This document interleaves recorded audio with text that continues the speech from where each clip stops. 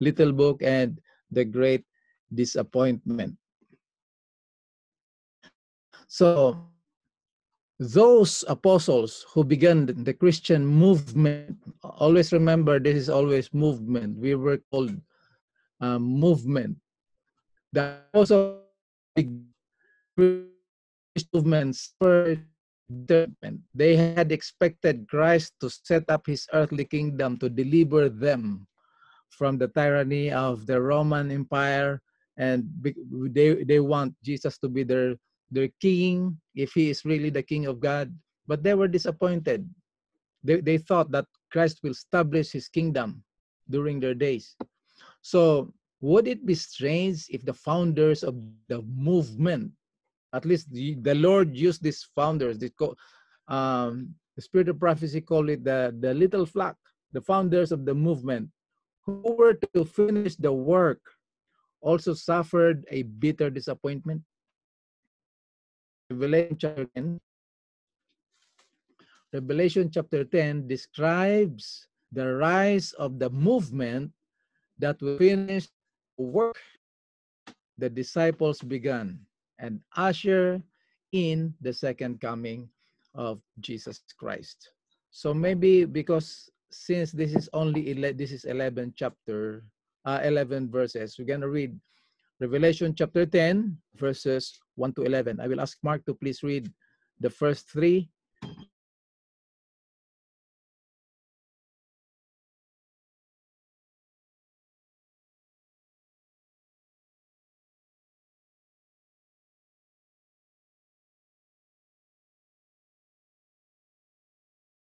To 11? Sure. Okay, so Mark will read verses 1 to 4, and then 5 to 8, Sister Doris, and then 9 to 11 will be Sister Drew. I don't think Mark is in anymore. I don't see him. Oh yeah, I think he joined in the. He's joining in the Facebook, so he can share usually. That's what the. Oh, I didn't share. I have to share live. Hold on. 4, and then is it okay, Sister Rose? Are you okay with your throat? Yeah, yes, I'm okay. Okay, so can you read 5 to 8, and then Sister Drew will read 9 to 11. Yeah, thank you. Okay, can I start? Yes, please. And the word of the Lord says, Revelation 10, 1 to 4. Mm-hmm. I saw still another mighty angel coming down from heaven, clothed with a cloud, and a rainbow was on his head. His face was like the sun, and his feet like a pillar of fire. He had a little book open in his hand, and he set his right foot on the sea, and his left foot on the land. And he cried a loud voice, as when a lion roared. When he cried out, 7 thunder uttered their voices. Now, when the 7 thunder uttered their voices, I was about to write, but I heard a voice from heaven saying to me, seal up the things which the 7 thunders utter, and do not write them. Verse 5. The angel 8. whom I saw standing on the sea and on the land raised up his hand to heaven and swore by him who lives forever and ever, who created heaven and the things that are in it, the earth and the things that are in it, and the sea and the things that are in it, that there should be delay no longer.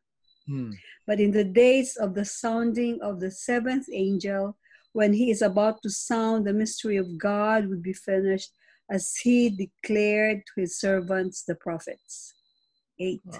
Then the voice which I heard from heaven spoke to me again and said, go, take the little book which is open in the hand of the angel who stands on the sea and on the earth. Sister Drew?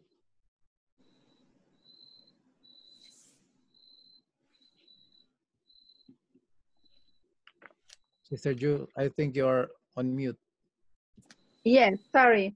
Go ahead. I'm reading from Revelation 10, 9 to 11. And Father, I pray that you give us a clear understanding what you're saying to us. And Yes. Revelation 9 says, and I went unto the angel and said unto him, give me the little book. And he said unto me, take it and eat it up, and it shall make thy belly bitter, but it shall be in thy mouth sweet as honey. 10. And I took the little book out of the angel's hand and ate it up, and it was in my mouth sweet as honey.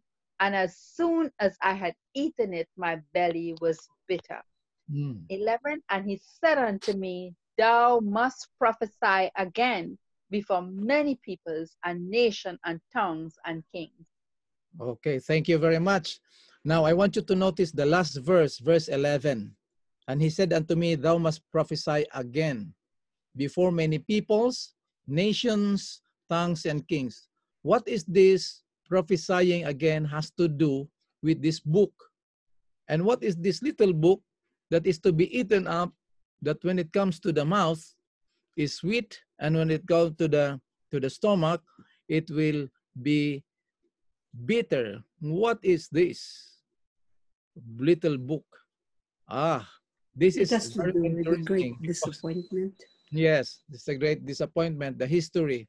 You cannot find any other history in Christian experience in this side of eternity except a world record of the great disappointment in 1844. So we're gonna look at this slowly, and we're gonna when the Bible is, remember, Revelation is a symbolic book, so we cannot take this as literal. So this book has something to do with the message, and this book was opened. And where is this book? Why it's open? Remember, we're gonna jump from chapter 8 to 12 of Daniel, and then superhighway to chapter 10. But the Lord allow us to come together. We start Revelation chapter 1. The beauty of the arrangement of this prophecy, the vision that God has given to prepare his people, to let the people know the everlasting gospel, so that they will be prepared, we will be prepared to meet our great God and Savior Jesus Christ as he will establish his kingdom. But before he will establish his kingdom, he has to let all the people know through John the Revelator, and it is embodied, represented by the Advent movement. Out of the rubbles of that great disappointment, God raised up a little flock, and that is called the Advent movement. They continue to study. Some were shaken out, some continue in the faith, and the Lord revealed them another light.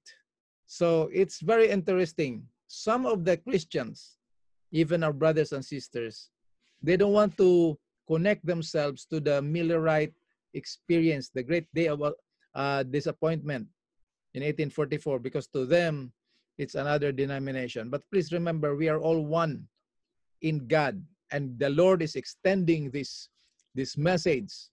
And we must be thankful to God, because if we connect ourselves with that great disappointment in 1844, we can claim for sure, without a shadow of the doubt, that we are living in the faith that is biblical, historical, and prophetic.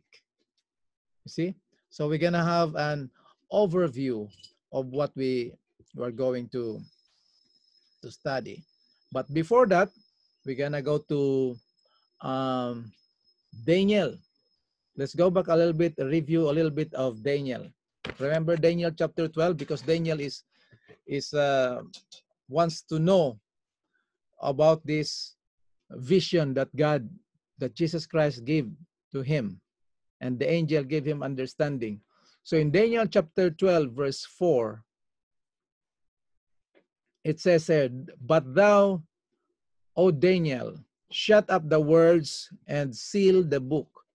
So the book of Daniel, the prophecy of the book of Daniel, Daniel chapter 8, we will see what is this book that was sealed, even to the time of the end. And tomorrow we're going to go in details about this. even the time of the end, many shall run to and fro, and knowledge shall increase. Please remember, the running to and fro here is not going to Australia and come back to United States and knowledge will increase, that airplane will, the metals will be flying like airplanes and technologies. We can spiritualize this message, but that's not what Daniel is talking about. The Lord is revealing to Daniel that knowledge will increase. Many shall run to and fro in the prophecy of the book of Daniel. Knowledge shall increase in the book, in the understanding of the book of Daniel, because this book of Daniel is intended in the time of the end. You see? Now, Daniel chapter 10, verse 11, let's go back a little bit. And he said unto me, O Daniel, a man greatly beloved, understand the words. So what words? That I speak unto thee, and stand upright. Why? For unto thee I am now sent. And when he had spoken these words unto me, I stood trembling. So this must be a serious message that Daniel is receiving. Right? And then in verse 14, what did the angel is telling Daniel? Now I come to make you understand what shall befall thy people, what will happen to your people in the latter days. For yet the vision is for many days. Oh, I forgot the YA period. So now I come to you to make you understand what shall befall thy people in the latter days. For yet the vision is for many. We're gonna look at what we're gonna look at that what vision, but we're gonna go first to verse 21. But I will show thee in verse 14, I will make you understand. In verse 21, I will show thee which is noted in the scripture of truth. So the scripture of truth, the vision, the words, the book, they're all the same. And there is none that holdeth with me in these things but Michael the prince. So what is this vision? What is this scripture of truth? What is this words or the book? Remember Daniel chapter 8 verse 14. This is the vision of the Kazon. Kazon. I will show you the PowerPoint later, the diagram, so we will understand. Remember, there are two visions. The other one really Daniel understood, but the other one he doesn't understood. That's why he was trembling. He got sick when the angel told him about what he saw, that the vision is true and the prophecy is sure. And he got sick for a few days. Why? So we're gonna look at this. This is the vision that he have. Remember the question of Daniel chapter 8:14. In verse 13 is a question, how long this thing shall be? The little horn trampled down the truth of the sanctuary to the ground. So the question is, how long this thing shall be? The answer is, he said unto me, chapter 8 verse 14 of Daniel, he said unto me, unto 2,300 days, evening and mornings, then shall the sanctuary be cleansed. In Revised Standard American Bible, it says, then the holy place will be properly restored. Please remember that those visions is not talking about buildings. It's talking about the kingdom of God, the truth as it is in Christ. So the Kazon vision of 2,300 days started from 457 BC and it ended up in 1844, which all of us knows already. But this one, the Lord is giving us a more clear understanding today through our the people that he is using.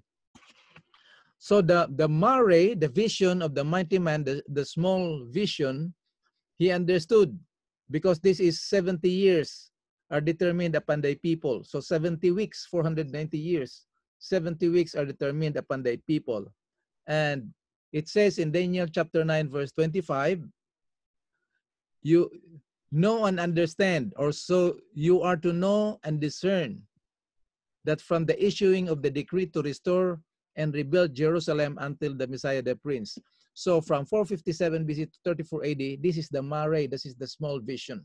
But the Kazon vision is Daniel that he doesn't understand, because the angel told him to go your way, because the vision that you saw is it pertains to the end time. So did you see? So you can see the whole vision from beginning, from the time of Artaxerxes. He saw this vision, the Kazon. Both the Kazon and Mare, it started at the same point of time, but the ending is different. So God has to tell Daniel only up to the 70 weeks are determined upon the people. And the rest, which is the Kazon, the 2,300 days, evening and morning, will be at the end time. And tomorrow we're going to have more. Please pray for me, because I need to bring these diagrams to help us understand the situation here, especially chapter 11, the hardest chapter in the Bible, because it's a vision, it's a prophecy, but when you put all the events, the fulfillment in that vision, which I'm gonna show it to you later, it will be easier. So you can take a screenshot with your computer or your what do you call this, cell phone. Just keep this material. It will help us understand. And the reason why we need to study this prophecy and we need to share is not to be scared about the time that we are living in, but we will be prepared to meet our Creator, our Savior, and friend, Jesus Christ, the King of Kings and the Lord of Lords. And the enemy is deceiving us that Jesus Christ is not coming. Yet, it will be another 1,000 years before he comes. So we have to live peacefully here in this earth. And then after another 1,000 years, then Jesus will come. What a twist of the message. So that's why the Lord gave us this prophecy, even the timeline. We are not setting up a time frame when is Jesus coming. We are not doing it. We're just getting some information that the Lord revealed through Prophet Daniel and John the Revelator. And if you want to have more details of this, you can also go to Facebook and look for Radical Reconnections. A lot of information, a lot of truth, and current events that you can see in there. So you will see what is happening, what is going on around. And this is God's movement of saving his people. So this message, this study of Daniel and Revelation, is God allowing us to come together to study, to prepare us to meet him in the clouds of glory. Sometimes when we go to church every Sabbath, that's the only time we believe that Jesus is coming. But when we are at work Tuesday, or especially Monday morning, people, you don't want to go to work because it's Monday morning, it seems like Jesus is not coming. And let us not trust in the Lord with all your heart and all your mind. Let us not trust in our own understanding. Lean not to your own understanding, in our own feelings, because feelings just come and go. We have to stand in the truth of the Word of God. Our faith should not stand in the wisdom of man, but in the power of God. So this is the summary of the big thing that God's sown. And God is allowing us to grow in grace, in the understanding, in the knowledge of this, including this prophecy of Daniel. So that the Bible says that neglect not prophesying or prophecy, because it's very important. Okay, so now we're gonna have this overview about Revelation chapter 10. 4 things in here that we need to know about Revelation chapter 10. Number 1, just as the sealing of God's people is mentioned between chapter 6. Remember the seven seals in chapter 5 that John saw? Nobody was qualified to open it. And the angel told him, don't cry, because he wept. Don't weep, because the Lion of Judah, the root of David, is able to do it. Praise the Lord for that. So between chapter 6 and the sixth itself, the sixth seal and the seventh seal. So the sealing of God's people is mentioned between the sixth seal and seventh seal. That you can find that in Revelation chapter 7, which is about the 144,000. So Revelation chapter 10 is also mentioned between the sixth and the seventh trumpet, because the seventh trumpet will sound. We're going to talk about it, but please read and study I know you read it already, you study it, but what we are doing here is just sharing, you know. It will start in Revelation chapter 11, verse 15. So between sixth and seventh trumpets is Revelation chapter 10, the little book. Now, Revelation chapter 7 mentioned the sealing message. And then in chapter 10, mentions the people who will give the sealing message. And the number 4 is the one that makes us this very exciting, because of the sweet, bitter experience of the little book. Revelation chapter 10 describes the events which led to the rise of the end-time movement, that is to finish the work of the apostolic church began before the 7 last plagues fall. And you can see that in Revelation chapter 11, verse 15. So this is the overview of Revelation chapter 10. Now, look at this. Maybe somebody can read it again. Revelation chapter 10, verses 1 to 3. Or I will read it for you, and please prepare those verses that I put in there, so we will see. Because let us not be confused, because a lot of people don't want Jesus Christ to be an angel. Remember we studied before as an introduction of Daniel chapter 12, Michael the archangel. And a lot of people don't want Jesus to be an angel because he is the creator. But please remember this, Christ has to connect himself with human being and with angels. So we're gonna look at this specification of an angel and how is it this angel to be the Christ. I will read verses 1 to 3 and then we will check all those verses. Revelation chapter 10, verses 1 to 3. And I saw another mighty angel coming down from heaven, clothed with a cloud, and a rainbow was upon his head, and his face people. When you talk was about you be individually responsible, but when there are things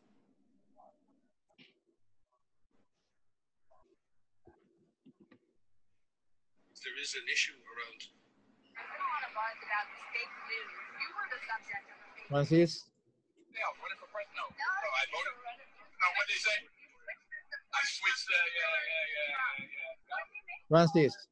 If you don't read the newspaper. Francis. Yes po. Are you listening to some program or things? Because we can hear the thing. Great question. Okay. Thank you. Let's continue. Sorry for the interruption. I will read it again. And I saw another mighty angel coming down from heaven, clothed with a cloud, and a rainbow was upon his head, and his feet was like as it were the sun, and his feet as pillars of fire. Remember the blue throne when we study about the blue throne, that under his feet is the stone, the blue stone, and the stone is his throne that is a blazing fire. So verse 2, and he had in his hand a little book. The angel has in his hand a little book, open, a little book open, and he set his right foot on the sea and his left foot on the earth, and cried with a loud voice. Please remember, the loud voice is not a loud volume of sound, but it is a clear, distinct message that when people will hear this message, they have nothing to do but either to accept or reject that message. So, and cried with a loud voice, as when a lion roareth, and when he had cried, 7 thunders uttered their voices. Wow, all these numbers. So we're gonna check it one by one. So Christ is from heaven. Can somebody, I will read the verse 1, chapter 10, verse 1, and somebody read John chapter 3, verse 13. Revelation chapter 10, verse 1. I saw another angel, a mighty angel, come down from heaven. So we know that Christ comes from heaven. What about John chapter 3, verse 13? And some of you, you can open your Bibles. Revelation 1:7, Ezekiel 1:28, Revelation 1:16, 1:15, 5:5. So we're gonna check it. Okay. So anybody? John chapter 3, verse 13. Yeah, John chapter 3, verse 13. Yes. And no one ascended to heaven, but he who comes down from heaven, that is the Son of Man who is in heaven. So that is Jesus Christ, the Son of Man who is in heaven. So number 2, we're gonna look at Christ comes with the clouds. Revelation 1:7. Anybody? Okay, I have Revelation 1:7, and it say, behold, he cometh with clouds, and every eye shall see him, and they also which pierced him, and all kindreds of the earth shall wail because of him. Even so, amen.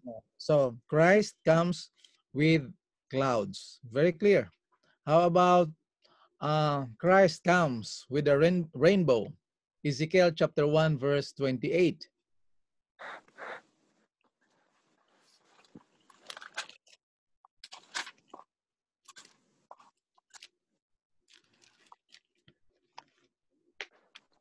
I can read. Yeah, please. Ezekiel 1:28. Like the appearance of a rainbow in a cloud on a rainy day, so was the appearance of the brightness of all around it. This was the appearance of the likeness of the glory of the Lord. And when I saw it, are you done? Yep. You want me to read it again? Yeah, because the ending is the glory of the Lord, but there's more. Can you please read it again, Sister Doris? Oh, I think you're right. Is my Bible is separated. It has a subtitle. Let me read it again. Sorry. That means you've been studying. You're wrestling with your Bible. Okay, go ahead, Sister Doris. Like the appearance of the rainbow in the cloud on a rainy day, so was the appearance of the brightness all around it. This was the appearance of the likeness of the glory of the Lord. So when I saw it, I fell on my face, and I heard a voice of one speaking. So this is the glory of the Lord. What we are doing here actually is just we're comparing scripture to scripture. We are checking it, not because we doubt, but because we don't know. So when we look at the verse, for example, the wordings in symbolic term, we have to look at it, compare it to scripture, so that we will not be deceived by the enemy, and we will not get lost of what we are studying. We don't study the word of God according to what we think, according to how we understand. We study the word of God, especially the symbolic terms, Revelation and Daniel. We have to look at every word. That's why when we say the mighty angel, is this Christ? Christ is not an angel. So that's why we are looking at it. So Christ comes with rainbow. Okay, and that is in Revelation chapter 10 with the rainbow, right? And the rainbow was upon his head. Now, how about Revelation 1:16? I'll read.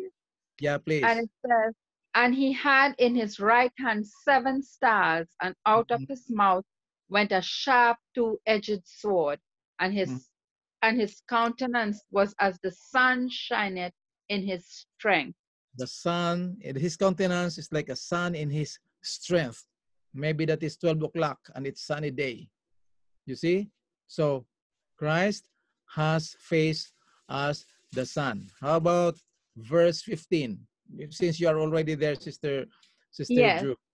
Okay, and it says, and his feet like unto fine brass, as if they burn in a furnace, and his voice as the sound of many waters. Okay. So Christ's feet in Revelation chapter 1, chapter 10, verse 1, Christ's feet as a fire, and it's connected with Revelation chapter 1, verse 15. How about Christ has lion's voice? We know this already that he is the, but we will read it. Revelation chapter 5, verse 5.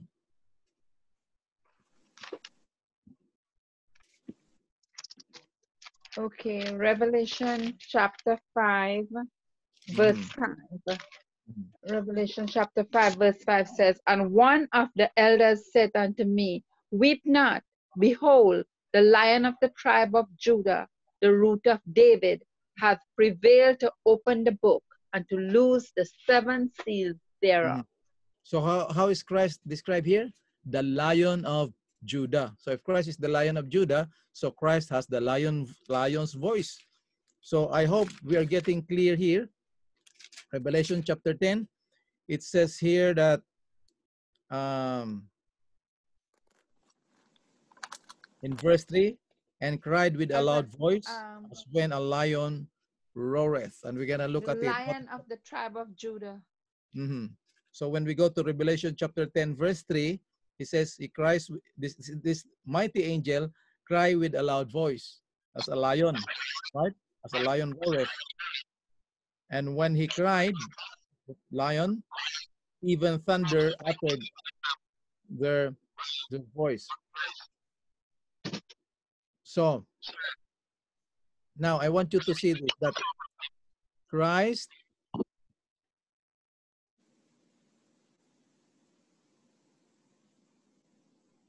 Christ has the authority over the sea and the earth. The angel has authority over the sea and the earth. So we will read Ephesians chapter 1 verse 22 and Matthew 28 verse 18. Matthew 28 verse 18, before Jesus ascended to heaven, he told his disciples that all authority was given to me. But anyway, we will read 2 verses before we go to this lion. What is this lion roaring? What is this has to do with this description of the mighty angel, which is Jesus Christ in chapter 10? Can somebody go there to Ephesians chapter 1, 22, and the other one will be Matthew 28, verse 18. Okay, I'll do Ephesians 1, 22. Okay. Ephesians 1. Sorry. Ephesians 1, 22 says, and had put all things under his feet and give him to be the head over all things to the church. Okay, so he has everything under his feet. That means he has authority, everything that God created under heaven. How about Matthew 28, verse 18? Matthew 28, 18, and it reads, and Jesus came and spoke to them, saying, all authority has been given to me in heaven and on earth.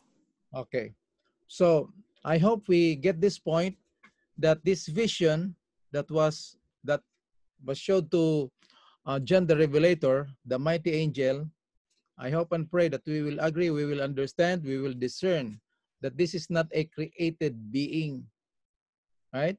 This is Jesus Christ himself showing, revealing himself to give a very important message to John.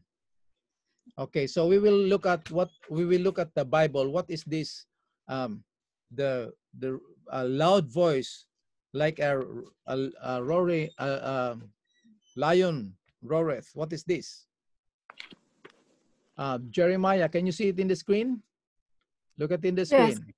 Yeah, Yes, Jeremiah chapter 25, 30 and 31. I put it there already because I wanna emphasize something in here. Most of the time, if I don't emphasize, I just let you read. But this one is very important. Please write this down.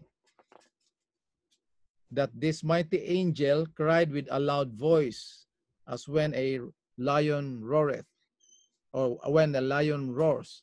Therefore you shall prophesy against them all these words.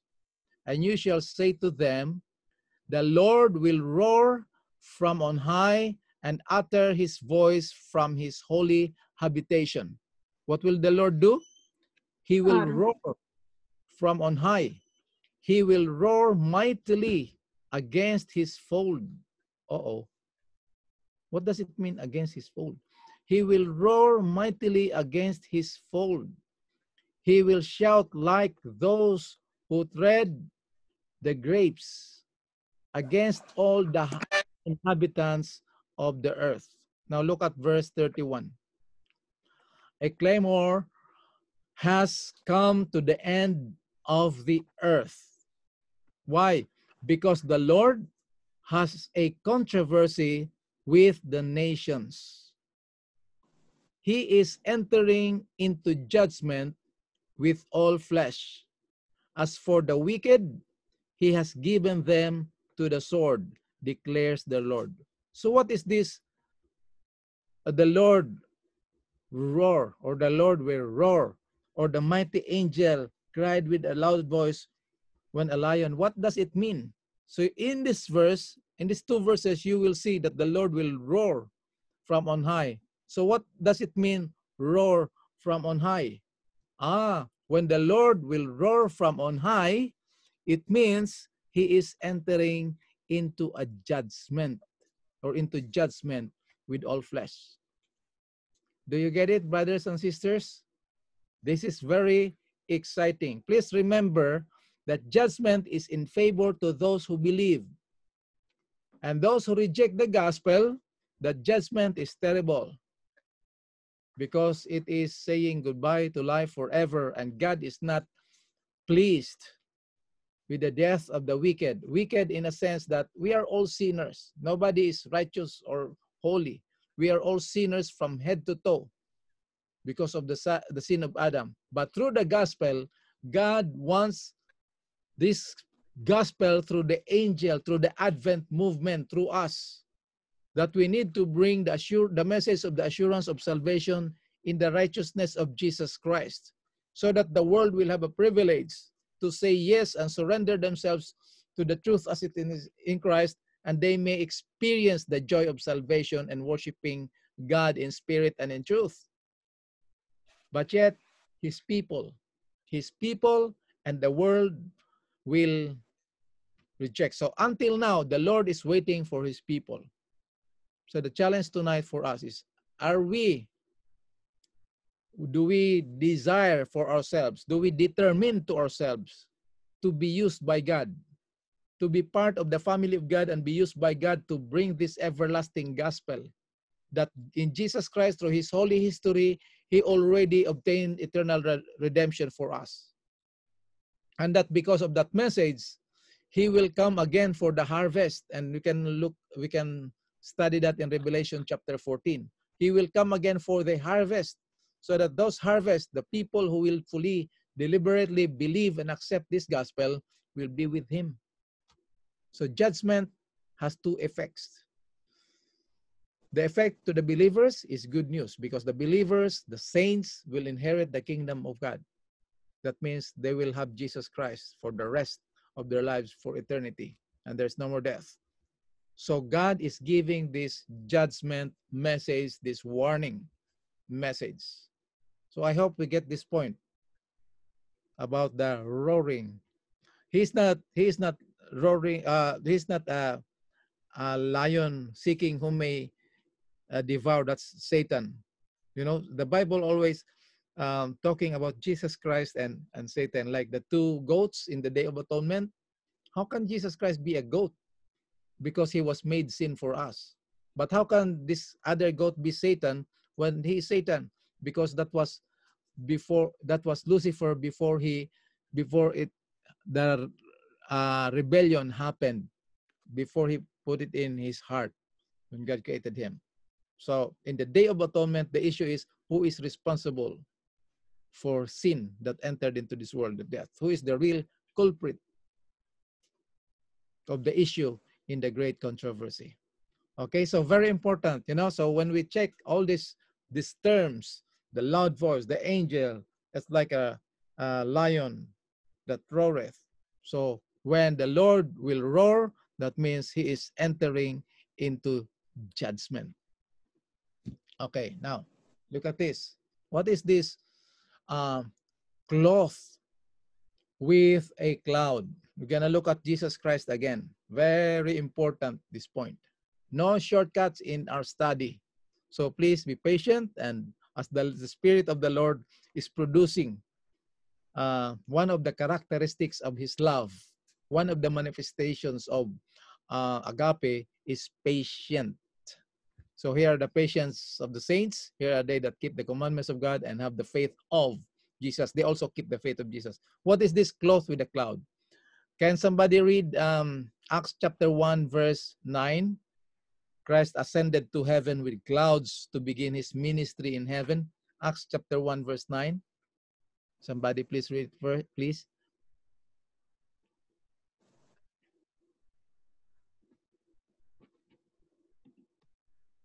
Anybody? Sister Doris, are you there? Acts chapter 1 verse 9.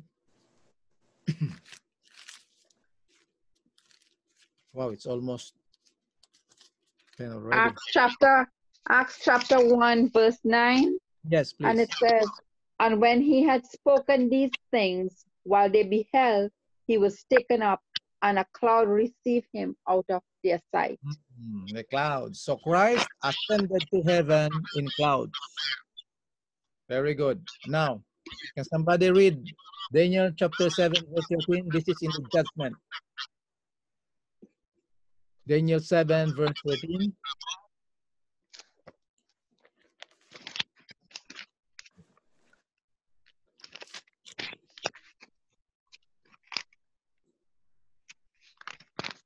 Daniel. I'll read Daniel 7:13. Okay, go ahead.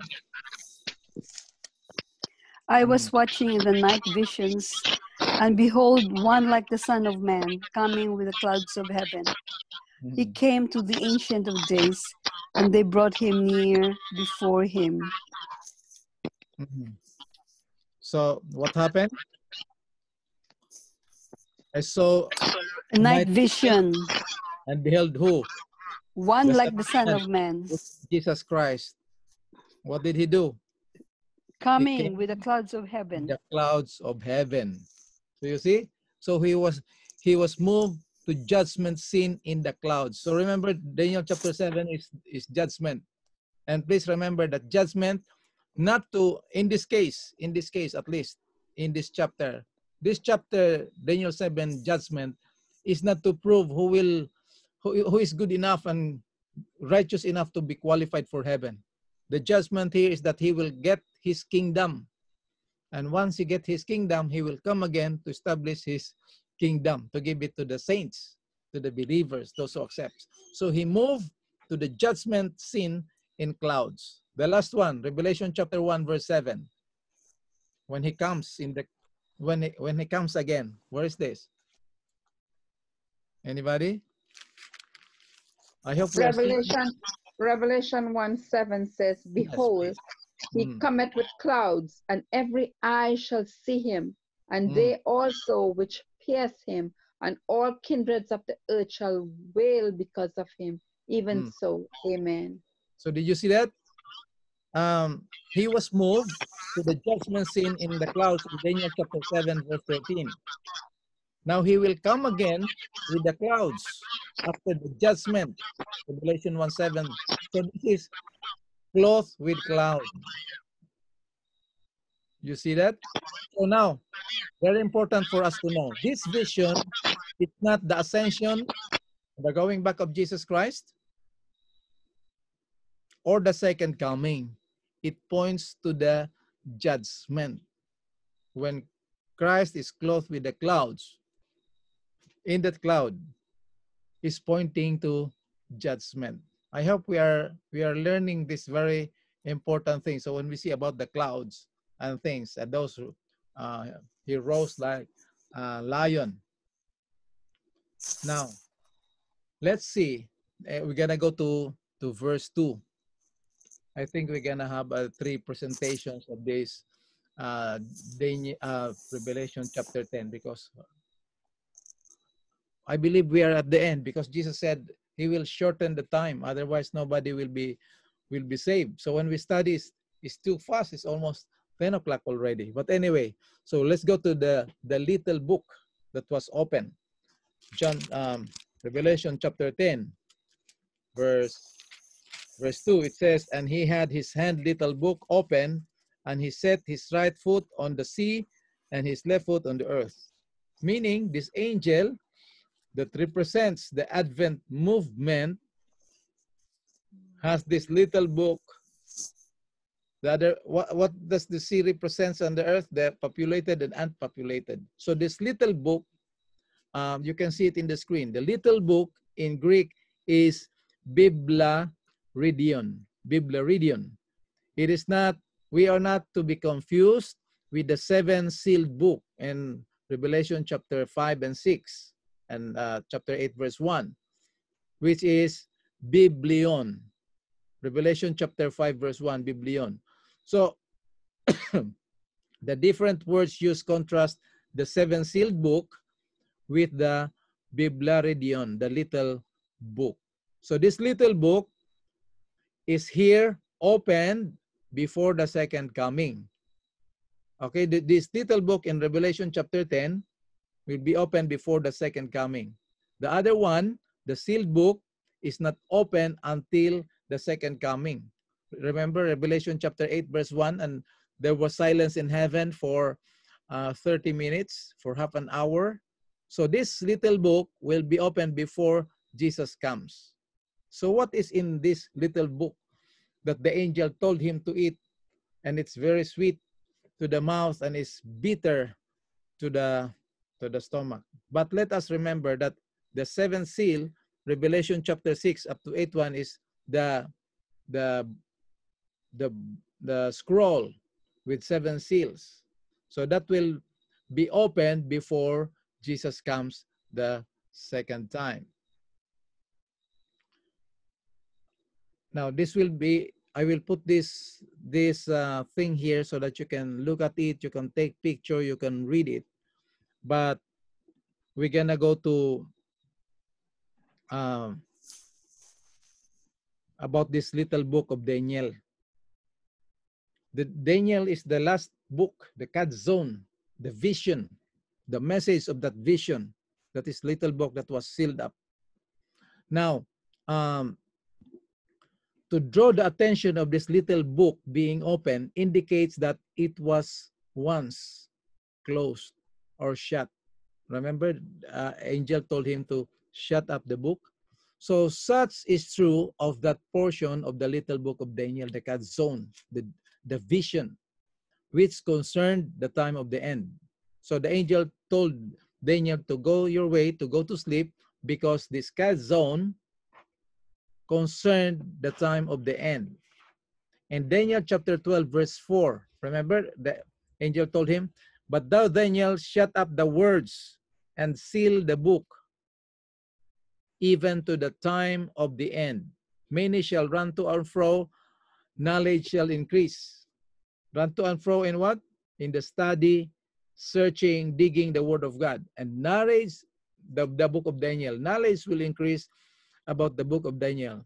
So there is no account in the scripture of Daniel's book being opened unless it is here in Revelation chapter 10. Do you see the beauty of how God brings his message to his people? Because when we are those treasure hunters, they don't pick up gold and diamonds or whatever precious stones just in the streets. They go to somewhere else and dig deeper. It's the same thing as we study the word of God. So we can see Jesus Christ in different representations, different terminologies, so that we will know him, his greatness, his power, his salvation that even our mind don't understand. But when we say yes to it, we have a peace of mind. We have the assurance of salvation. So praise the Lord for that. Please remember that all this vision talks only one thing, the everlasting gospel, the movement of God's salvation to the whole world. And that because the whole world was deceived by the devil, he, in his program, his plan of redemption, even before the foundation of the world, he executed it through the holy history of Jesus Christ, and want this message of the holy history of Jesus Christ by his birth, life, death, and resurrection to be proclaimed to the whole world, so that when people will hear, they have to decide to say yes or no. But we will encourage people. When you ask the people, do you accept the gospel or do you accept? Don't give them two choices. Do you accept or reject? Don't use that anymore.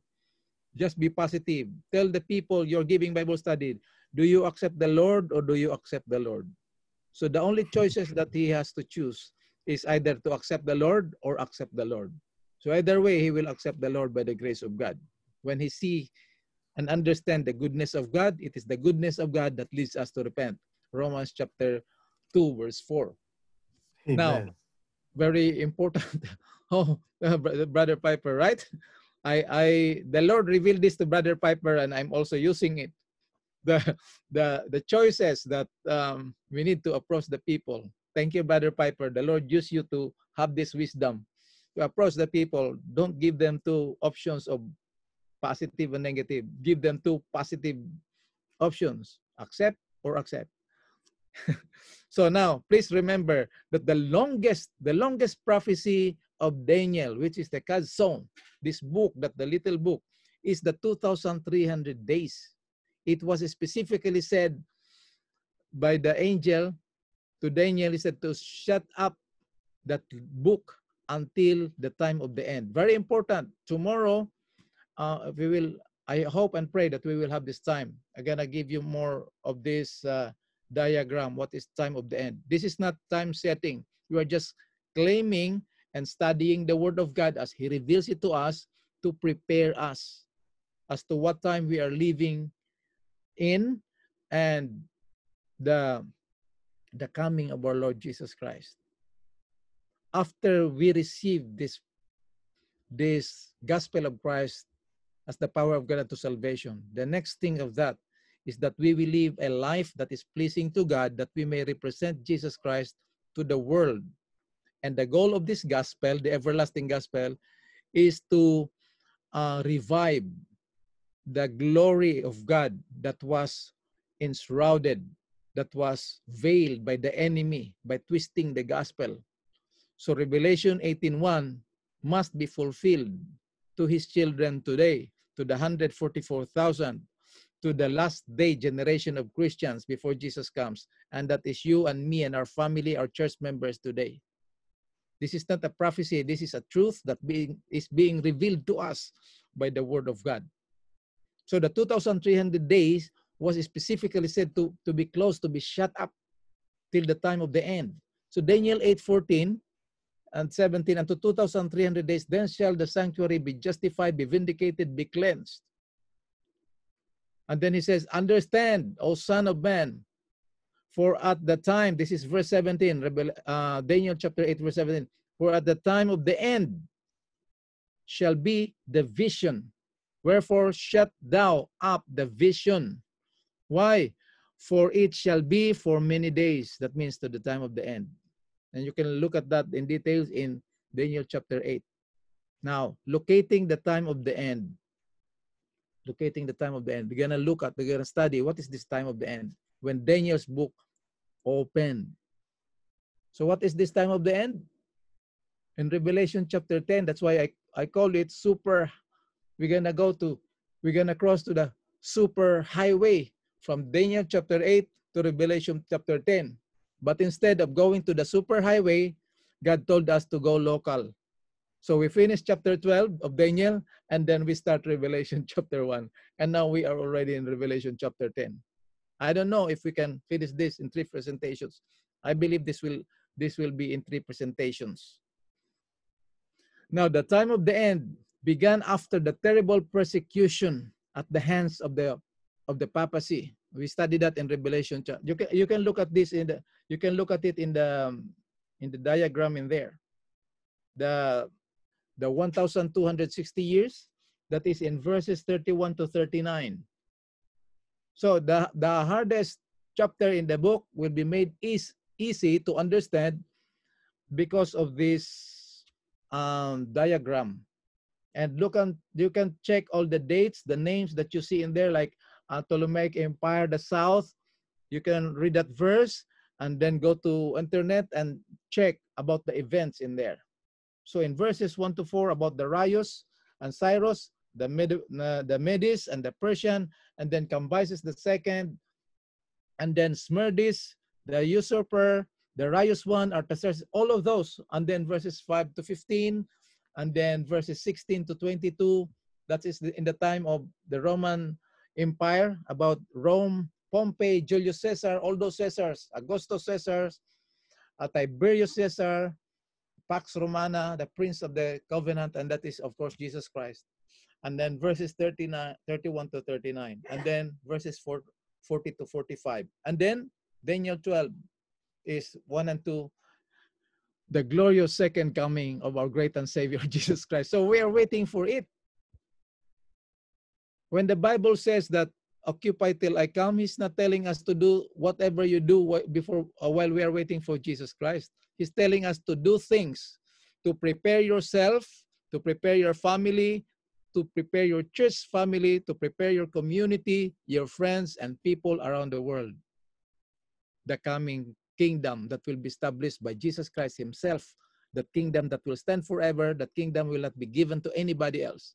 King Nebuchadnezzar is gone, Darius, Cyrus is gone, Alexander, all those is gone. But before Jesus comes, there will be a final message.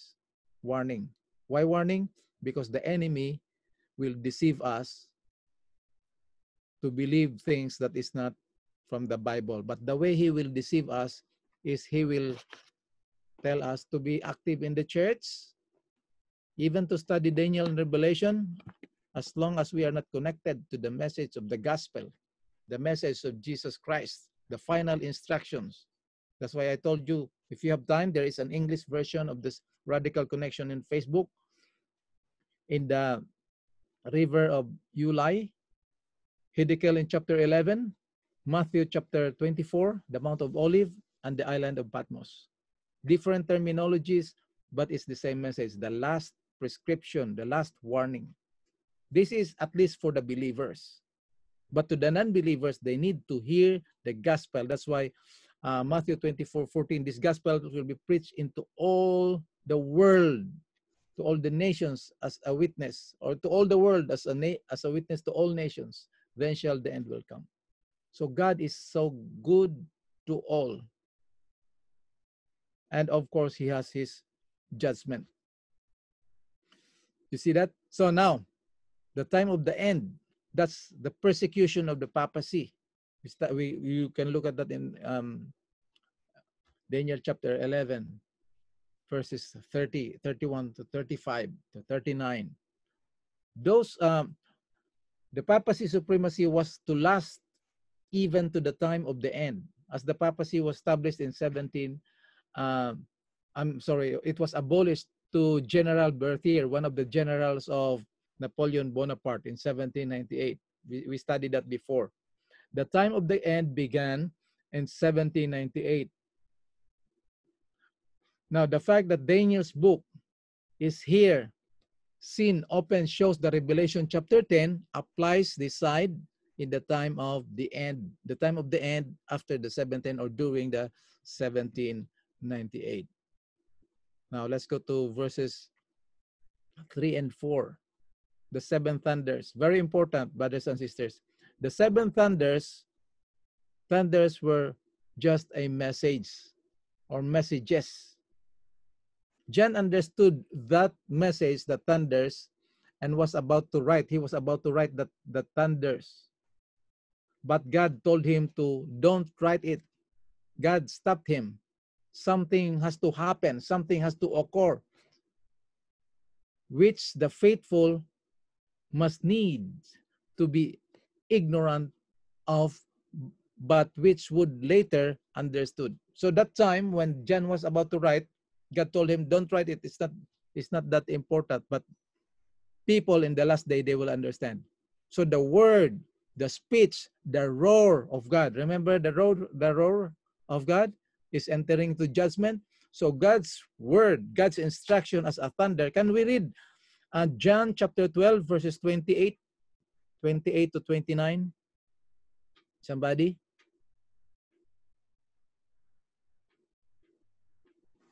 John 8, I'm sorry, John chapter 12, sorry. John chapter 12, verses 28 and 29. John 12, 28, 29. Mhm.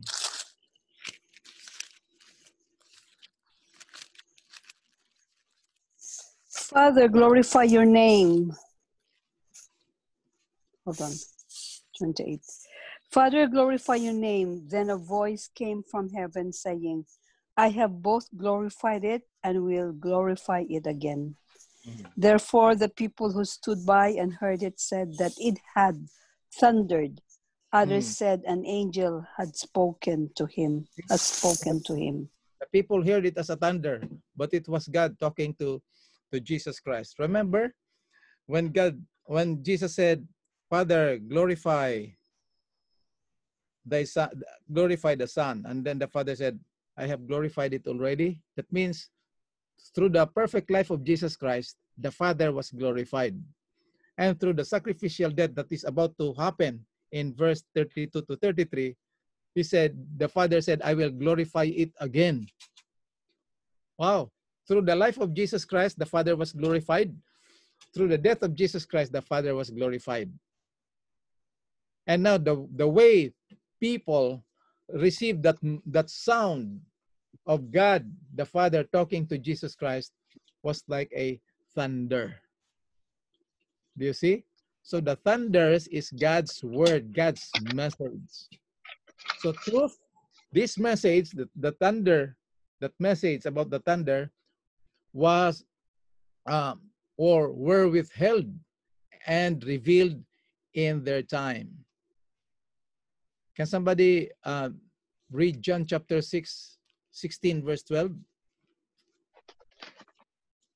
I will be sharing tomorrow this John chapter 16, 8 to 11. So John 6, Hmm. what is that? John John 6. chapter 16, verse 12. Oh, John 15, 12, 16, 16, 16. 16. verse 12. Mhm. Okay. John 16, 12. I still have many things to say to you, but you cannot bear them now. You see, there is a withholding of that message. Jesus told his disciples that when the Holy Spirit will come, he will convict the world of sin, righteousness, and judgment. Of sin because they believe not on me. Of righteousness because I go to my Father, and of judgment because the prince of this world has been judged. And then in verse 12, Jesus said, I have so many things to tell you, but yet you cannot bear it now. So it's the same thing. God, John is acquainted of the situation already, but the only difference is that he heard it from Jesus personally. This one, he heard it through the vision. But actually that vision that he saw about the angel, which is Jesus Christ, so Jesus told him again about the thunder that God will give a message, but he said, don't write it because something will happen first. Now let's go to verse 5. A divine promise, divine oath. So the angel lifted his hand to swear and swear by the Creator God, before announcing that the time should be no longer. In swearing by the Creator, the angel, which is Jesus Christ, swears by himself because he could swear by no other one that is greater to him, that is the Father. Can somebody check it in Hebrews chapter 6, verse 13? Hebrews chapter 6, verse 13.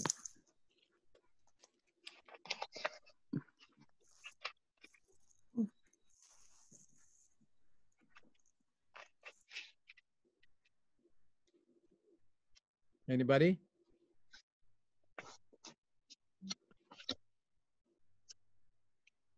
I will read it for your hearing, or unless you are there already. Go Hebrews ahead. chapter Yes, go ahead, Sister Doris. Sister Ju. Hebrews chapter 6, what verse? 13. 13. Okay, and it says, for when God made promise to Abraham, because he could swear by no greater, he swore by himself. Mhm. So he cannot swear by no greater. So he swear it for himself. Did you see that? He cannot swear to anybody else but himself. So his words brings to this mind. Please remember, the main issue of the great controversy is the character of God. And that the character of God is being revealed in the Ten Commandments. And in the Ten Commandments, if you follow the Blue Throne series, the Ten Commandments is the throne of God. And the throne of God is Jesus Christ himself. And in that commandments is the only commandment that has something about the time. And that time has something to do with his relationship with his people. And that is the Sabbath. His words brings to mind the Sabbath. So in Daniel chapter 12, verses 1 to 13, we studied that before, the angel had raised his hand, swear by the Creator, and giving several prophetic time periods. And that prophetic time period that were shut up, that was closed to Daniel. So here, he raised his hand, one hand with the open book. So he raised his hand in Daniel, in the book of Daniel, chapter 12, and he closed the book. Now he raised his hand and his one hand with the open book. This is Revelation chapter 10. Swore by the Creator and announced the end of those prophetic time period. Can we go another 15 minutes, brothers and sisters? Is that all right with you? I know you have work tomorrow. It's no longer quarantine, so I'm curious of time, you know. Just tell me, because we are only in verse 6, but we don't have much. Is that talk? If you press your thumbs up like that, the reaction in there, that means okay. If not, we will end up. Otherwise, I will go. Verse 6, the time no longer.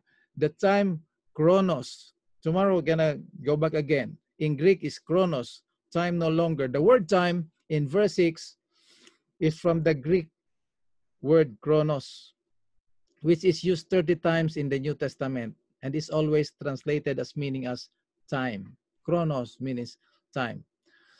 A few versions rendered chronos as time everywhere, but it is translated as delay. For example, here in Revelation chapter 10, verse 6, in this, they are inconsistent and reveal the translator's attempt to explain the text rather than translate it. So in Greek lexicon, shows that chronos means time, not delay, just time. And this is why most versions translate it time no longer. So it's not time of the delay. Did you get it? It's not a delayed time. Like what happened in 1844. There was a delay, but it did not happen. So it was a great disappointment. Tomorrow, I hope we can study more in details of what had happened in 1844. So the Greek used the word chronozo when they meant delay. So if the word delay, the time delay is chronizo, but with just a time is chronos. Like in Matthew chapter 24, verse 48.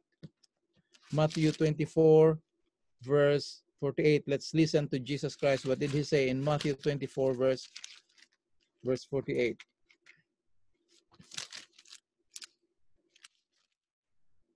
It said, but if that evil servant shall say in his heart, my Lord delayeth. How does Jesus describe his servant that says, my Lord delayeth is coming? How does he describe it? Evil servant. I'm always, by nature, I'm always scared because the word evil is a shortcut of my name, Ephraim Villar. So it takes the grace of God. that I will not say the Lord delayeth, my servant delayeth. That's why we have to proclaim the coming of Jesus Christ, his movement. He is even at the door. So this is the chronizo, the delay of time. But just time is just chronos. Now, two things. Identifying the time which was to be no longer. There's no more time.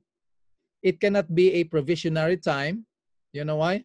Because the warning message follows in verse 11 of chapter 10. So it cannot refer to the time in general because time and days, months, years, remember we talked about it yesterday, will continue forever. Like for example, in Isaiah chapter 66, verse 23. The time continues because when we live with Jesus Christ, that is forever, but we will not be wearing watch and we will not be putting wall clocks anymore. And we will not be concerned about time anymore. Jesus will preach and he will be the one that will give the special number. He will declare the praises of the glory and the holy name of the Father in front of his brethren. Are you excited, brothers and sisters, that we're going to hear Jesus Christ will preach? Put all together good preachers in this world, they are nothing. Because Jesus Christ will not preach the truth. You know why? Because he is the truth. When you see Jesus Christ, you see already the preaching. You know? So in Christ, Jesus Christ is the truth. Praise the Lord for that. Let's continue. This time cannot refer to the end of the day-year principle, like the day-year principle, because in Revelation chapter 18:8, the day is used as a symbol of represents the year in which the 7 last plagues and famine will occur. So very important. We cannot apply the Ezekiel chapter 4 verse 6 or Numbers chapter 14 verse 24 that the day is a year. And the last one, that the fact that the little book in this chapter 10 of Revelation, is open. It was closed in the book of Daniel and now it's open. In Daniel, it was shut up, now it's open. So the fact that the angel's actions represents or give us the light that Daniel 12 and the fact that both Daniel 12 and Revelation chapter 10, this book mention time period. So this shows that Jesus Christ here is announcing the end of prophetic time period. That is the time no longer. Jesus is declaring, pronouncing, giving us the message through the angel. And who, you know who's that angel that will bring this message? That there's no more time. There's already the end period of prophetic time. There's no more prophecy that will be fulfilled. It's us. We are the one that God entrusted to bring this message. So if we don't know this message, how can we bring the message to the world? So he gave us, he entrusted us this message, which he had given to Daniel. He gave it to Daniel. He extended it to 1260, 1290, and 135. So you will see, blessed are those who can wait. Tomorrow we're gonna study it. Blessed are those who wait up to 1,335 days. And the longest prophetic period that there's no more time in Revelation is the 2,300 days. Why? Because it ended already in 1844. Do you see? Since it's already 10 o'clock, we still have verses 7 to 11. So I will do a shortcut this time, and we will cover up tomorrow. I'll just give you this thing. The two application of the 2,300 days, the fulfillment.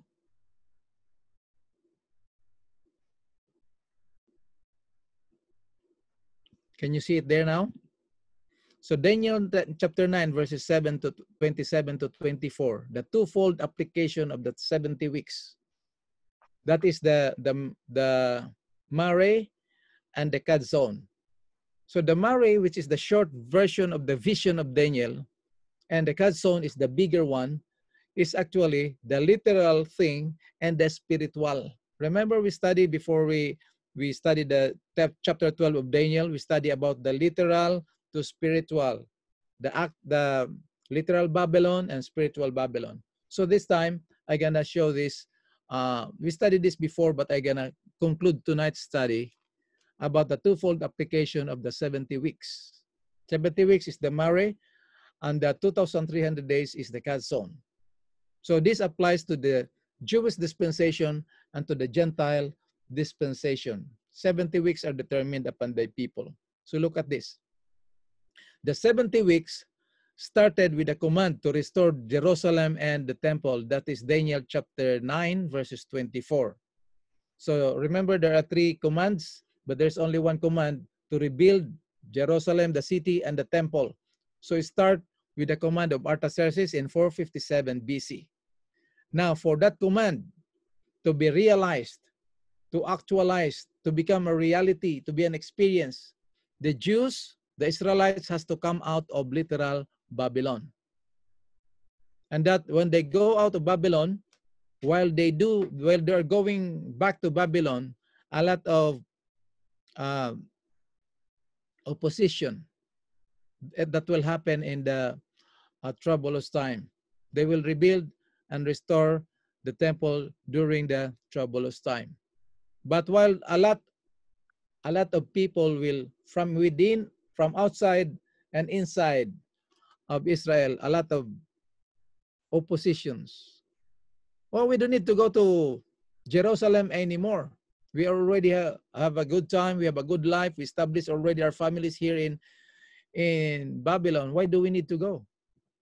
Oh, that's the opposition. I'm already established here on earth. I hope Jesus will not come yet, because I already invested a lot of things. So I'll just tell Jesus when to come when I am sick and I'm already weak and I cannot use things here in this world. Well, Lord, you can come now. We don't dictate the program of God. We just submit ourselves to God, resist the devil, and he will flee from us. Amen. So by the time the restoration will be in the troublous time. But it doesn't matter of how many people, how many force, mass of people will disagree, yet the covenant will be confirmed. Christ confirms the covenant. And then after that, that's the 4th thing. Abomination that will make desolate. Because after Christ was resurrected, after 3 days, he was crucified on the 1st day. That was the greatest proof that Jesus is the Messiah, the Savior of the world, the God who created the heavens and the earth, executed that creation. And now he is the one who executed that redemption for the whole world, and was willfully and deliberately rejected by his own people, the Israelites. And that's the time when Jesus was praying, Matthew chapter 23, 37 to 39. Oh, Jerusalem, Jerusalem, how often I gather you under my wings like a hen, but you would not. So I left your house desolate. So this is the application of the Jewish or the Israelites dispensation time. Now let's apply it to the spiritual, the Kazon up until 1944. So now this is now the spiritual. We are now the spiritual Israelites. In 1844 was the beginning of the command of the angel in Revelation chapter 10 verse 11. Remember, we repeated it earlier. I said we have to emphasize this verse 11, that the angel commanded to go and preach again after that sweet and bitter disappointment. Tomorrow we're gonna study more in detail about that. To preach again to peoples, nation, tongues, and kings. What is that to be preached again? The everlasting gospel, the restoration of the gospel in 1844. Because the little horn stopped already its power in 1798. Then the Lord allowed them to revive that message. And then in 1844, which they thought Jesus is coming soon. No, it was the revival, the bringing once again in forefront the pure gospel. And out of the rebel of that great disappointment, they were growing in the light, in the understanding. So you will see, Brother Epi, some of our pioneers before, some of our pastors were preaching wrong message. No, that's the light that the Lord give to them. But we cannot receive everything. We are growing in the light, in the understanding. That's why truth is progressive as far as we are concerned. But as far as God is concerned, truth is uh, ab- truth is absolute. It doesn't change. It will not become less when we reject. It will not improve when we accept. Truth is truth. Like the sun comes up in the morning and sunset in the afternoon. So you see that? So we are applying this truth, the command of the gospel. You have to come. We have to um, preach again. And number two, for that gospel to be realized, to be preached, to be experienced, we have to come out of spiritual Babylon. We have to come out of self. No confidence in self anymore. And then by the time that this message is being preached, by the time that this gospel, everlasting gospel, the Lord is reviving this gospel into the minds, into the understanding of people, a lot of oppositions. This will be in the troublous time. But the opposition cannot stop the God's program of salvation, of saving men, including Satan. He cannot stop. He can divert the minds of the people, but he cannot stop the proclamation of the gospel, and praise the Lord for that. The devil will tempt you, oh, Epi, don't preach tonight because you are tired. Of course I am tired because of the flood here. And praise the Lord, brothers and sisters. Thank you for your prayer with Brother Atong and Brother Jerry. They were here for 2 days. Maybe tomorrow they're going to come back again. Everything was fixed already. Praise the Lord for that. So we continue in this study. Amen. And then when this gospel will be preached into all the world, while there's a lot of opposition, the gospel will be preached into all the world. It will confirm the covenant that Jesus Christ is the Savior of the world and He is about to come. Yet, this is the sad part of what will happen in the world. The world will follow the deception of the enemy through the spiritual Babylon, spiritual worldwide Babylon, to tell them that Jesus is not coming. Jesus will establish His kingdom on earth, but that will be another 1,000 years. So people will reject this gospel, then abomination that will make the earth desolate. You see? So we don't want that to happen to ourselves, to our family, to our community, to our church family, to our community, because God doesn't have a pleasure in the death of the wicked. We want to glorify God in everything that we do. We eat, we drink, or whatever we do, wherever we go, we want to represent God. And that's how we lighten the earth with His glory, by searching, digging more into the deep truth of the Word of God. And we will rejoice in the precious light that God is giving us, God is revealing to us. Amen.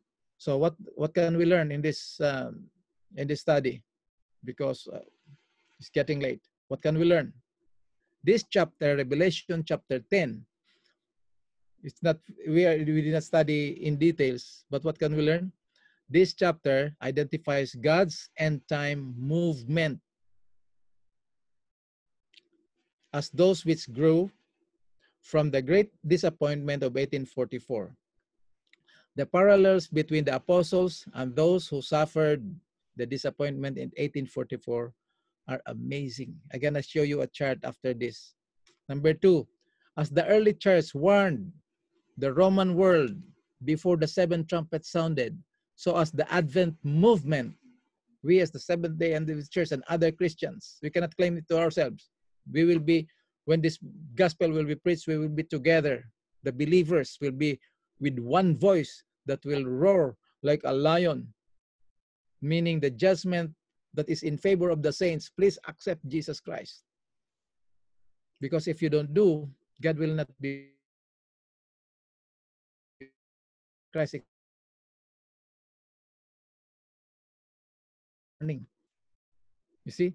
So the Advent movement, the Advent people, we as His children, the last day is to warn the whole world, Revelation 13:3, before the 7 last plagues will occur.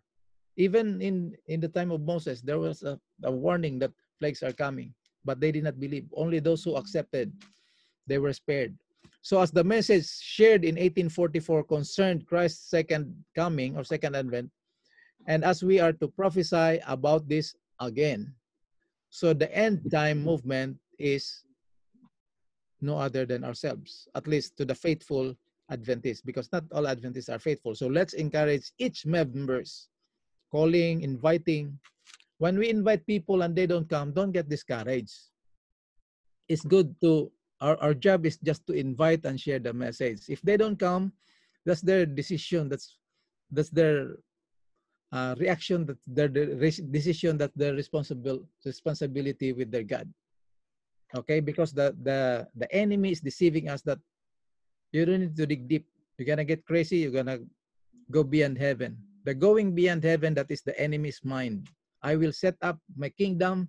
I will go above the heights. I will go above the throne of God. That's the devil. So when the devil will tell you, don't study the Bible because you might go beyond heaven, don't listen to that. Study the word of God so you will get acquainted with God, with Jesus Christ, his message, his last and final warning that we will not be deceived by the enemy, because the enemy's plan is to let us swim together with him in the lake of fire. Because misery loves company. He doesn't want to be there just himself or with his angels. He wants us to be with him. And God who created us, Jesus Christ, and saved us, he wants us to be with him forever. So what is your decision tonight? Those who will be listening, decide and accept the Lord Jesus Christ. See? So the last one. As it was discovered that the judgment has begun and that the standard of judgment is, you know what is the law of God? When you see the statement, judgment is the standard of judgment is God's law, it talks about Jesus Christ and the gospel. Because Jesus Christ is the gospel, Jesus Christ is the law. Jesus Christ is the righteousness of God, and Jesus Christ is the justice of God. And in that righteousness and justice is the name of God.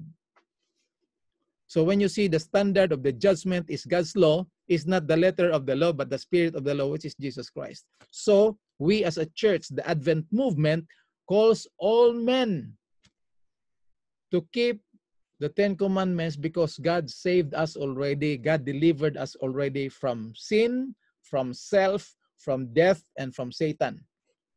Satan has no more authority over us, no more power. He's just deceiving us. So that is our obligation. Obligation in a sense that we keep the commandments of God, not to be saved, but we are already saved in Jesus Christ. So God wants to reproduce the character, the manifestation of the spirit of the law of Jesus Christ. I talk a lot. So anyway, that's the main thing that we learn from this chapter. And the last thing that I want to show, I did not put it that much black. Look at this. This is just a shortcut. You can take picture or screenshot.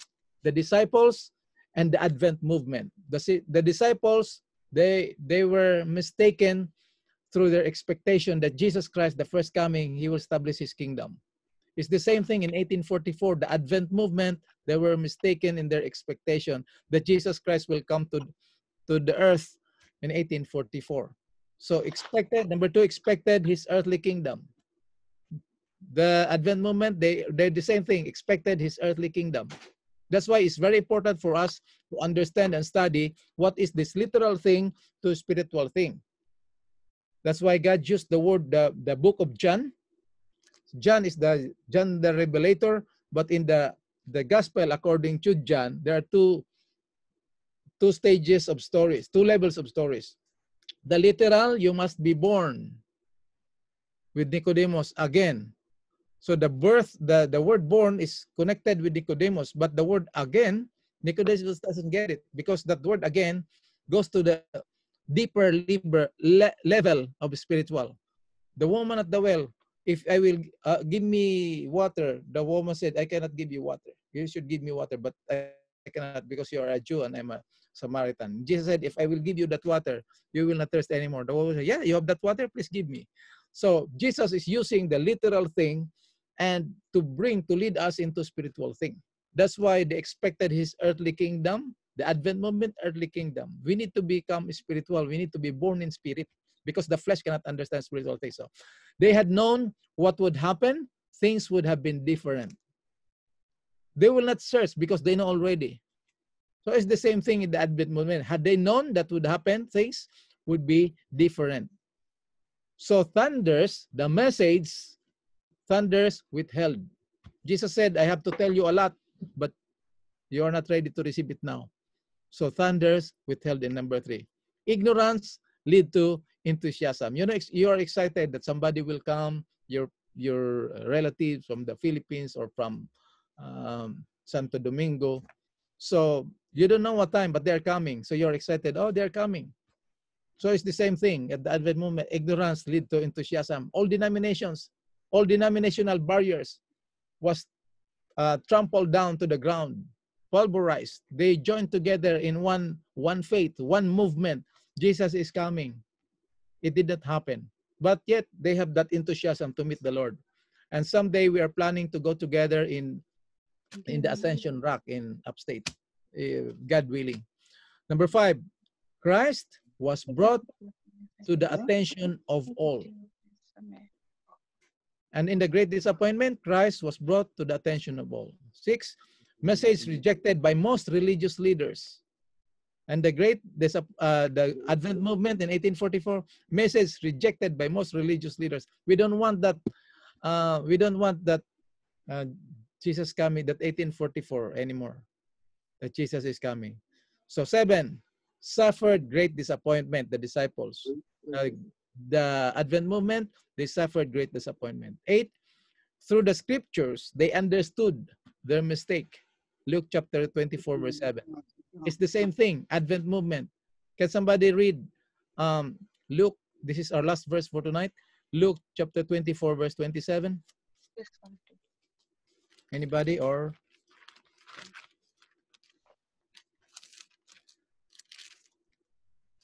Luke 24, verse 27.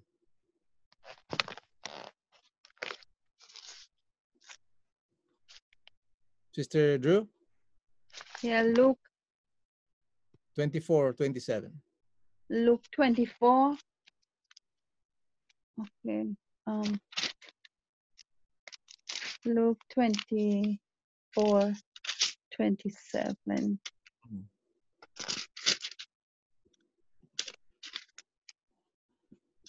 Sorry. Luke 24, 27 says, and beginning at Moses and all the prophets, he expounded unto them in all the scriptures the things concerning himself. So you see, they understood their mistake when God told them about this. That is not your understanding that will lead you to the truth. It is the word of God from Moses to the prophets, from patriarchs to the law, to the prophet, to the Psalms. That's the one that will fulfill the truth. It's not your understanding. So through the scriptures, they understood their mistake. They saw their mistake. Number 9, they discovered that Christ had begun the first phase of his ministry in heaven, to which the 70 weeks of Daniel chapter 9 pointed. Okay? Oh, it's the same thing in the Advent movement. They discovered that Christ had begun the last. So see the difference? In the disciples, they discovered that Christ had begun the first phase. With the great disappointment, they discovered that Christ had begun the last phase of his ministry in heaven, to which the 2,300 days of Daniel 8. So did you see the Kadzon in here? The Kadzon with the disciples, the 70 weeks. I'm sorry, the Mare, the 70 weeks, and the Kadzon, the 2,300 days of Daniel chapter 8 pointed. Okay.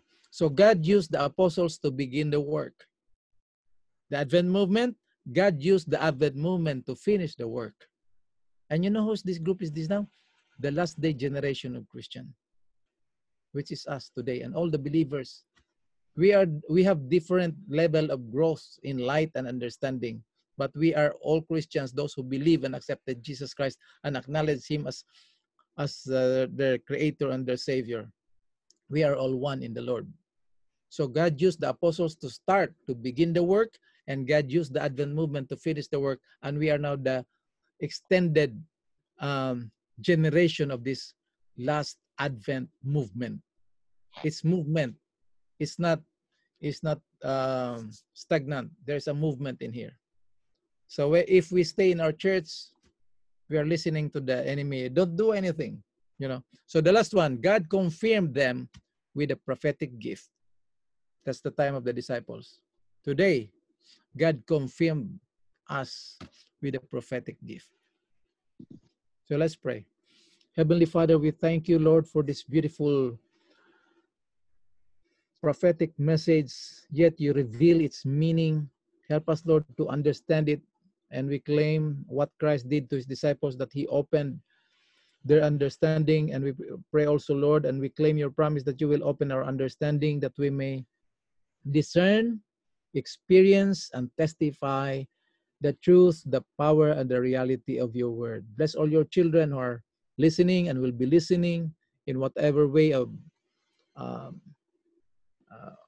communicating with this through Zoom or Facebook or YouTube or whatever. You are the one that communicates this truth to us, to your children, through the Holy Spirit, using just some different means. So we thank you, Lord, for this privilege that you give us every night, at least, to dig more, to study, and get acquainted with you, with your instructions. I pray that you will bless all your children who are listening this time, that you will seal this truth in our minds as we close this study. All these things we pray and thank you in Jesus' name. Amen. Okay, so this time we're going to have our prayer, and we will ask Sister Rose and Sister Drew any prayer requests. Otherwise, we'll pray for our families, our church, our community, our loved ones, to give us the urgency in our minds that Jesus is about to come. We can hear, I can almost hear the trumpet sound. Any prayer request? I think Brother Francis' request is the Lord will provide him a job, and of course those who are in need of job, those who are in health, our Indeed. family, loved ones. Yes, Brother Francis, did you say something? Yeah. On pray for a job for me. Yes. Okay. Brother Piper say good night already to everyone because tomorrow he gonna drive early. They're gonna go to the city. So we will ask Sister Rose or Sister Drew. If you don't have any prayer request, the Lord knows our need. So let's pray for our church leaders, church members, loved ones, those who are in sick, those who are bereaved. Let's pray for them.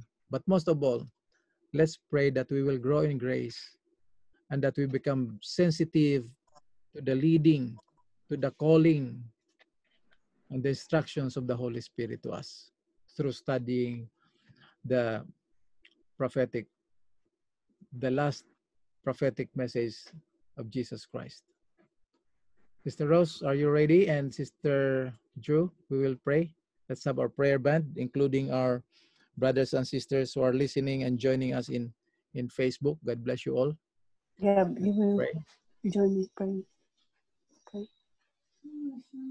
Okay, just kneel down.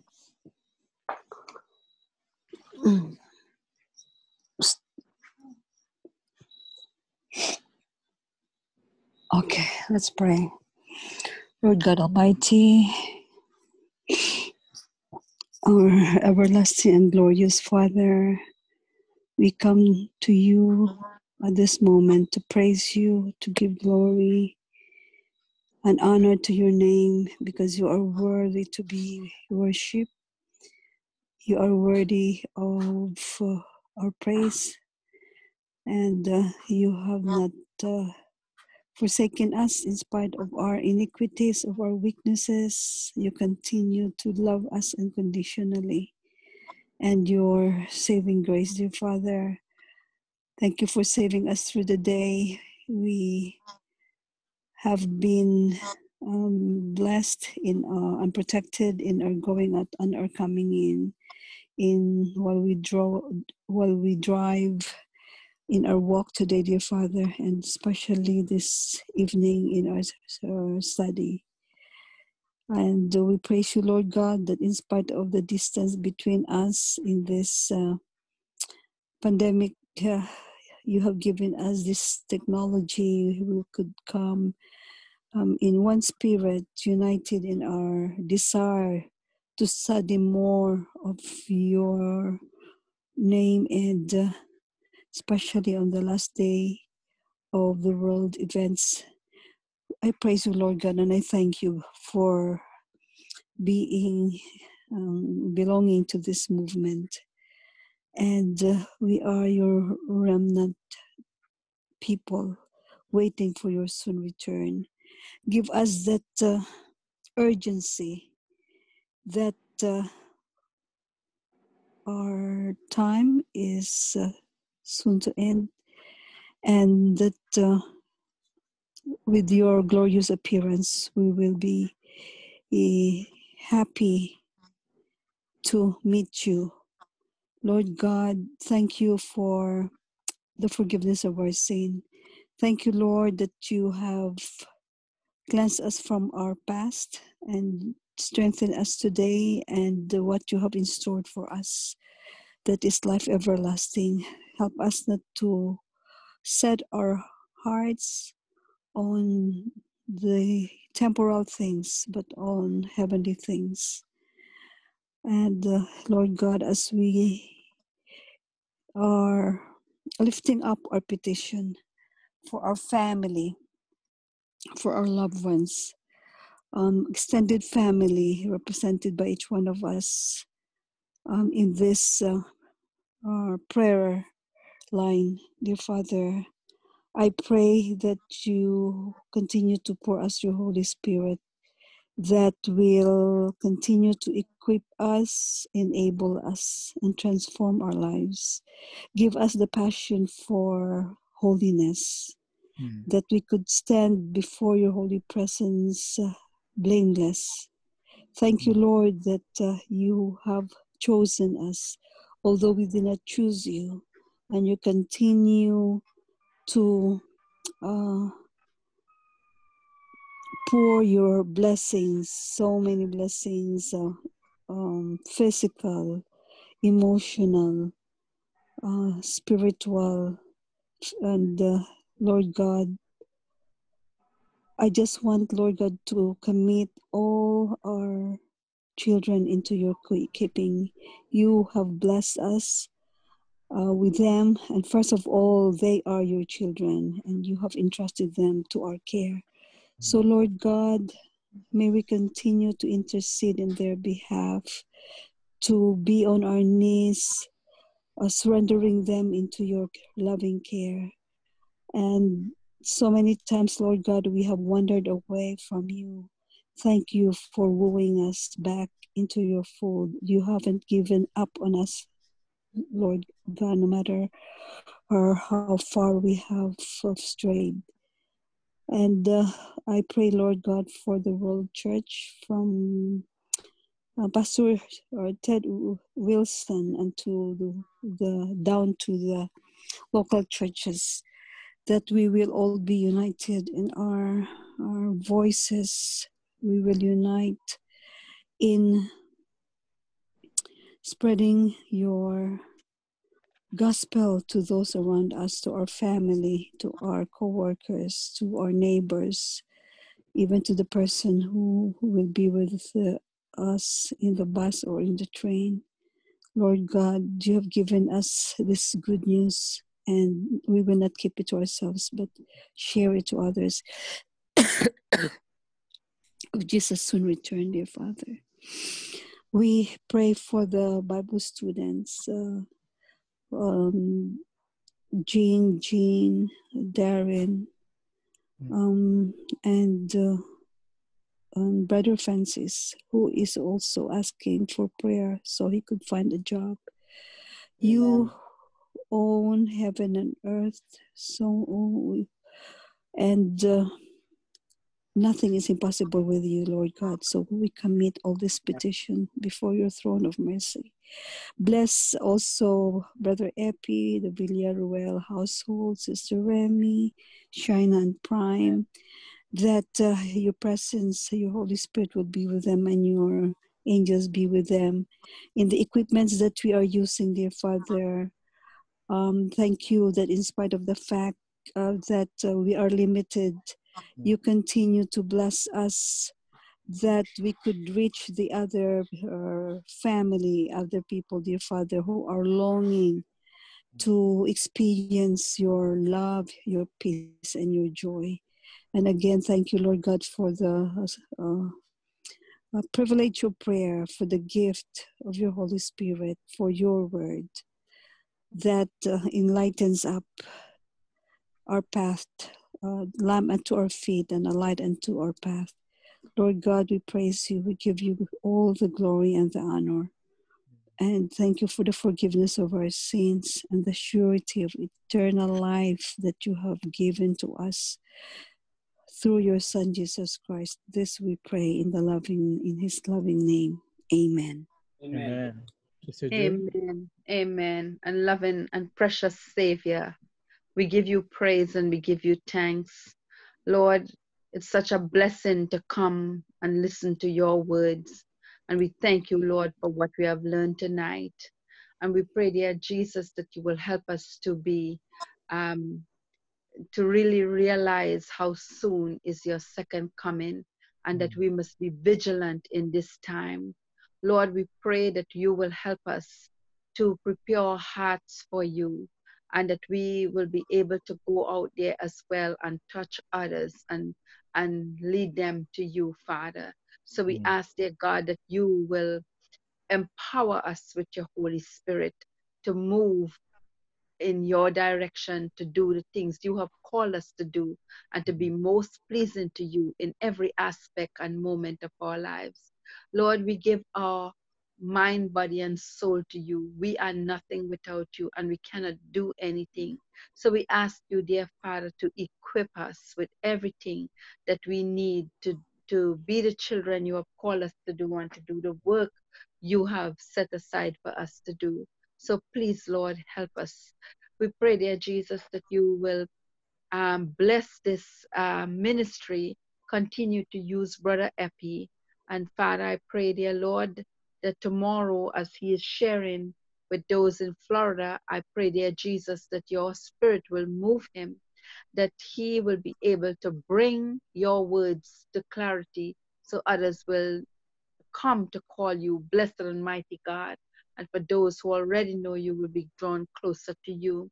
I pray, dear Lord, that you will bless everyone that is receiving Bible studies at this time, that we will all come to know the truth and call you blessed and mighty God, and know more and more of you. Father, we ask that you will help us to follow your leading wherever you want us to go, ready to stay, ready to go, that we would be ready to do what you have called us to do without delaying, without murmuring.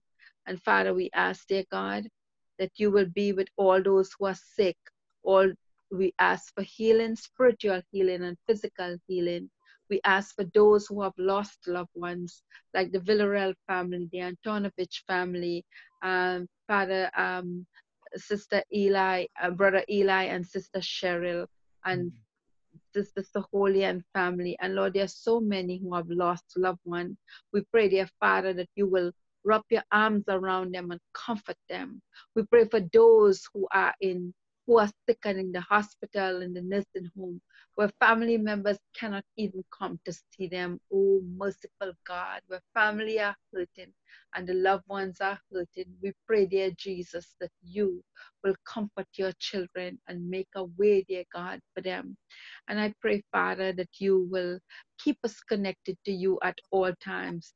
Lord, we pray that you will bless every brother and sister who is with us, joining us for prayer and Bible studies in whatever means they are joining us. I pray, dear Lord, that you will answer all their prayer requests according to your will, even the silent prayer requests.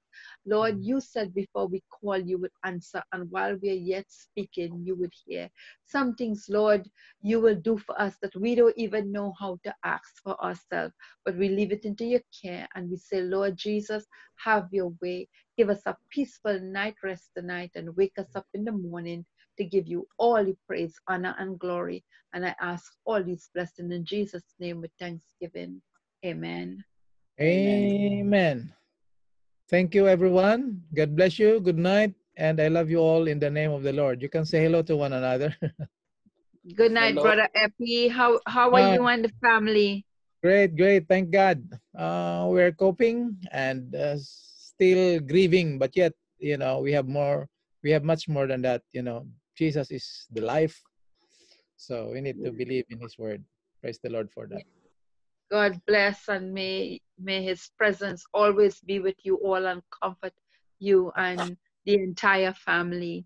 Mhm. Thank you, thank you. Thank you, Sister